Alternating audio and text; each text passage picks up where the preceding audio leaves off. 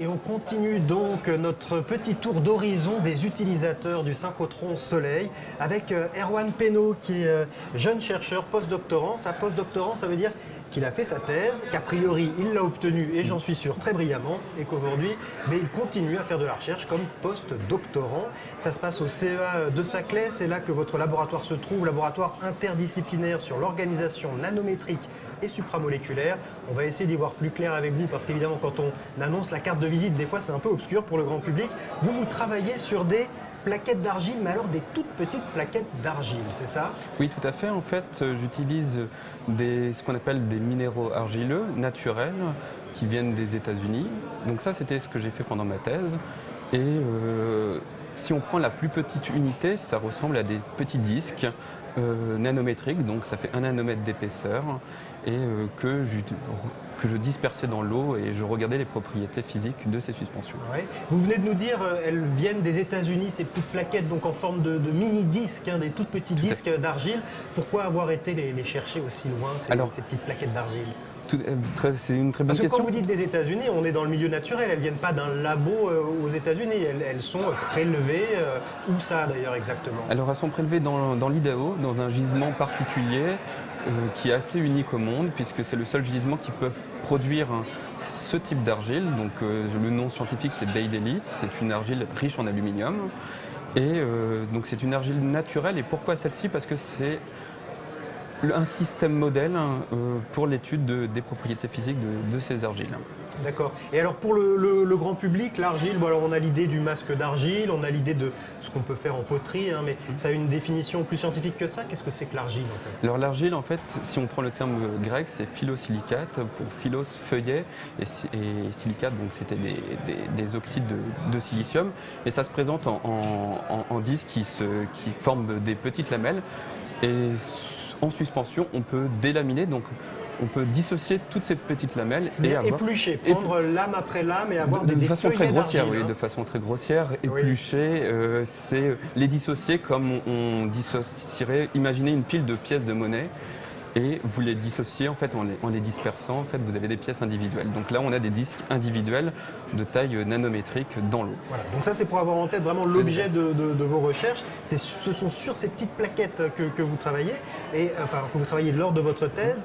Et qu'est-ce que vous venez de nous dire? On les mettait dans l'eau et puis ensuite on allait les regarder au synchrotron Soleil. Quel intérêt?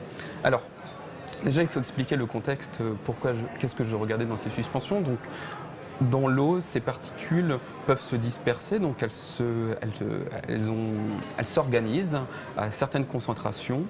Et donc pour comprendre la structure ou l'organisation de ces suspensions, on peut faire des analyses en laboratoire, mais il y a une notion donc de distance entre ces particules et ces distances-là ne sont atteignables que sur des instruments de type synchrotron qui nous permettent d'atteindre, donc d'observer la structure de ces suspensions. Oui.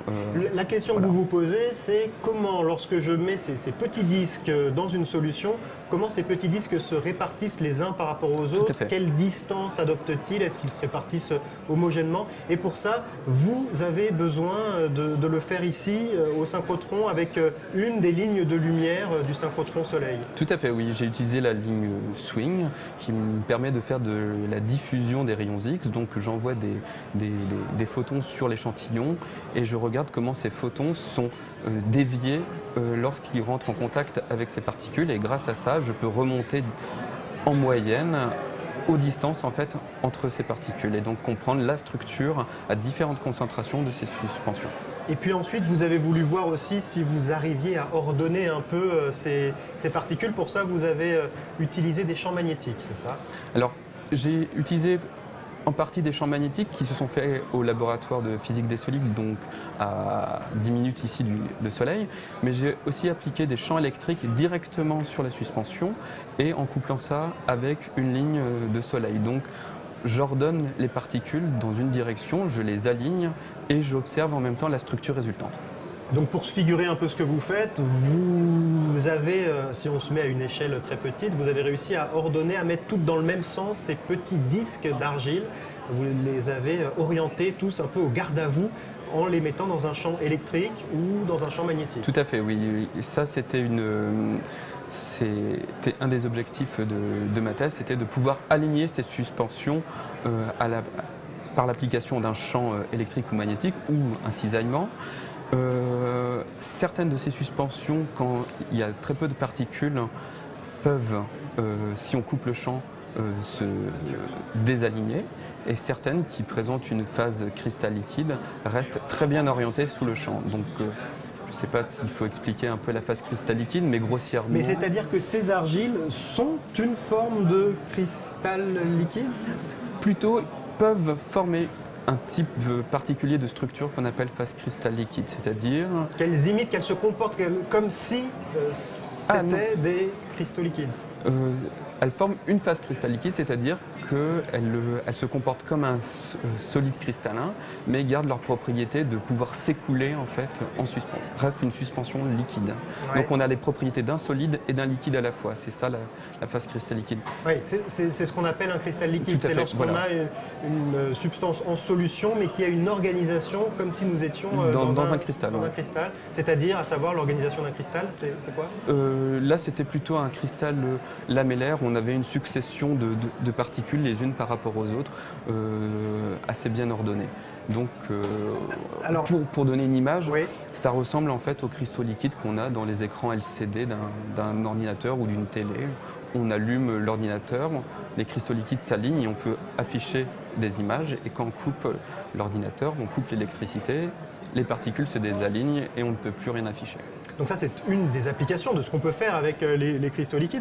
Avec vos petites plaquettes d'argile, qu'est-ce qu'on peut faire? C'est-à-dire qu'on a bien compris, vous, c'est avant tout de la recherche fondamentale. C'est-à-dire que c'est juste pour comprendre comment ces particules s'organisent dans un milieu, quelles sont les lois physiques qui régissent tout ça. Ça, c'est votre travail.